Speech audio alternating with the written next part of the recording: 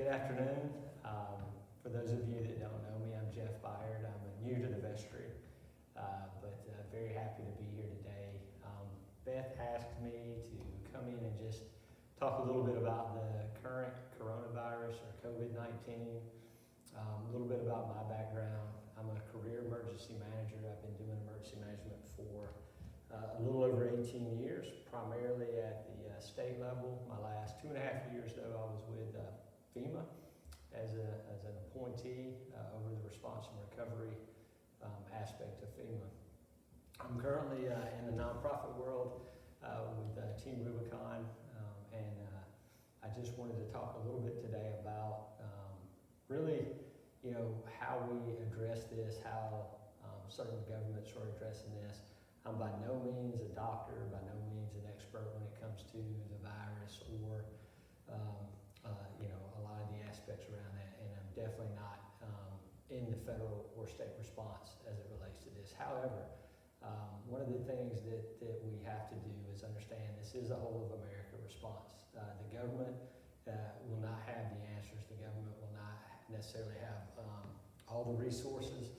And I think it's important that as a church we look at how do we help our fellow parishioners, how do we help those that aren't even in our church. The neighbors helping neighbors is really what, in my humble opinion, is what makes our country so great. And it's not necessarily the military, it's not necessarily the economy or all the other buzzwords you hear. It's at the end of the day, we really do rely on our neighbors. We used to have a saying when I was with FEMA that the true first responders are your next door neighbors. And I think that's really holds true today.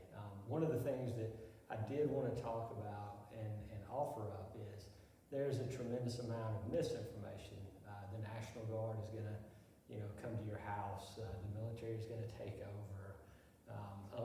Tons of things. I got a couple texts a couple of days ago about a code orange that the government was going to put in place, and there's no such thing as that. I think it's important to know that, we are a nation of states.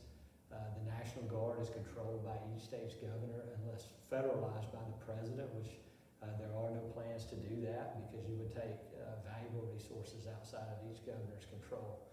However, you do need to heed the warnings and advice of our local officials and state officials and federal officials.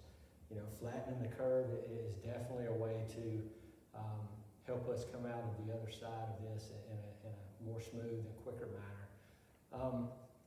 But I do have a vast experience in how the supplies work and how the system, if you will, works on that. I think it's very important to know, unlike any other natural disaster that we faced, this is new territory for a lot of us. It's new territory for a lot of us that were in government, but it's definitely new territory for a lot of us just as citizens, as parents, as sons or daughters of parents that are definitely in the at-risk, as individuals.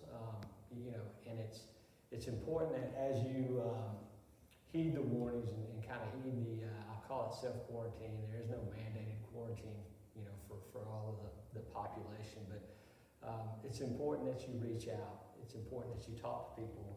If you have the ability to do video chat, do that. If you got to maintain some sort of routine.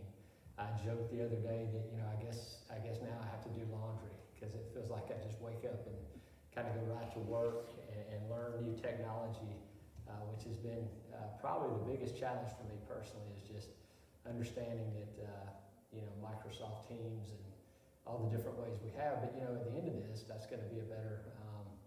I'll be more educated for it as we move forward. But this isn't a magic video. I don't have answers, and I think that's important to know. There's not a magic end date to this. There's not one person that's going to say we solved this and this is when life is as we used to know it will go back to normal. I think it's important to understand that there's going to be a new normal. In Arlington, there's going to be a new normal within our church, and there's going to be a new normal within our country.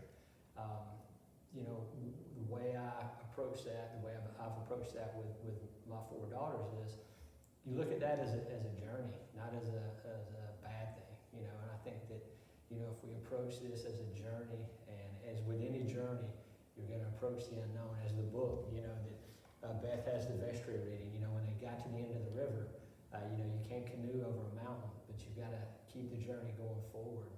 And I think that, you know, and again, I have made way more mistakes trying to explain this to my 4 daughters than I have made successes on that. But, you know, I think that you got to keep moving forward. You got to, you know, just have that honest dialogue. But the main thing that really, you know, I think that Beth and definitely I wanted to get across is don't let fear overcome, you know, your faith, and, you know, fall back on that.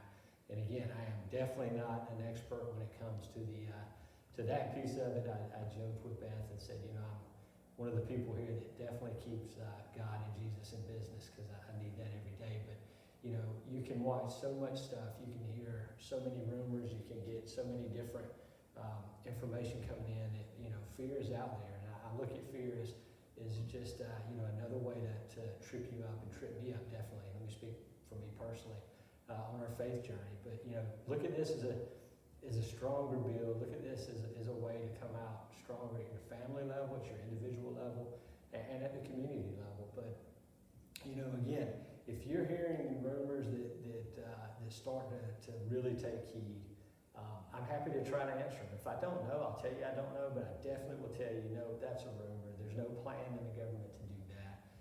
Now, things could change, as with anything, but, you know, I think it's very important to understand we're a nation of laws.